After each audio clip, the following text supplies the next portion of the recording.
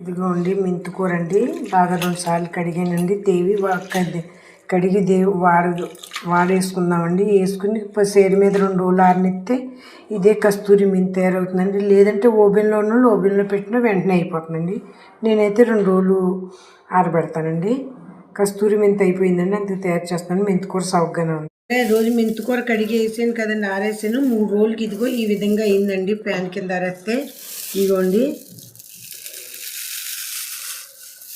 ఎందుకంటే లావు కాళ్ళు మీలో ఎవరన్నా మా వీడియో షూట్ చేసుకోవాలనుకున్న వాళ్ళు లావు కాళ్ళు ఉంటే వేయకండి, కొసలు వేయండి. లావు కాళ్ళు ఉంటే ఆరకపోతే బూజు వస్తుందండి. ఇదైతే ఎంత గుమగుమలు రూమ్ అంతా గుమగుమలు ఆడిపోతుందండి. మెంతాకు మనం కొంచెం తెచ్చిందానికి దీనికి తేడా చూడండి. అందుకని నేను చెప్పేది ఏంటంటే అండి, లావు కాళ్ళు ఉన్న వాళ్ళు వేయకండి. ఇగోండి మెంతాకు ఇలాగ మీకు చేసుకుంటే ఇది 6 నెలలు మీకు పక్కా ఉంటుందండి. ఫ్రిడ్జ్లో పెట్టుకుంటే ఎక్కువ రోజులు ఉంటుందండి.